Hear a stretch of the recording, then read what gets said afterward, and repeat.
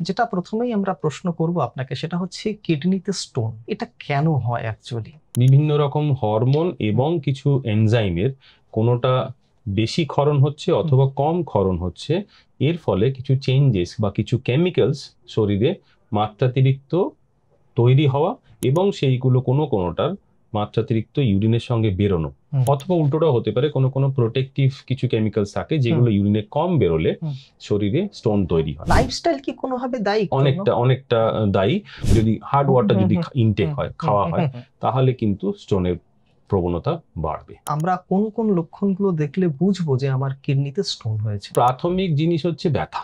অনেক সময়তে স্টোন অনেক বড় হয়ে যায় সাইলেন্টলি। যে স্টোন ব্যথা দিচ্ছে সেই স্টোন অবস্ট্রাক্ট করছে। একটা স্টোন যখন ওপর থেকে কিডনি থেকে ধীরে ধীরে নিচে নামে তখন ওই পেনটা মুভ করে। আচ্ছা, বেশিরভাগ ক্ষেত্রে স্টোনগুলো, কিডনি স্টোনগুলো প্রায় 90% ক্যালসিয়ামের কোনো না কোনো কম্পাউন্ড। আমাদের মনে একটা না ভয় থাকে যে অপারেশনটা যেন অ্যাভয়েড করা যায়। অবশ্যই এটা আমরাও সবসময় চাই যে অপারেশনের প্রয়োজন না হলে নয়, কিন্তু এই সবকটারই একটা না নেগেটিভ সাইডও আছে। এই ধরুন একজন চিকিৎসা করলেন, তার কিডনির পাথরও তার বেরিয়ে গেল, এটা কি আবার ফিরে আসার চান্স আছে? অবশ্যই।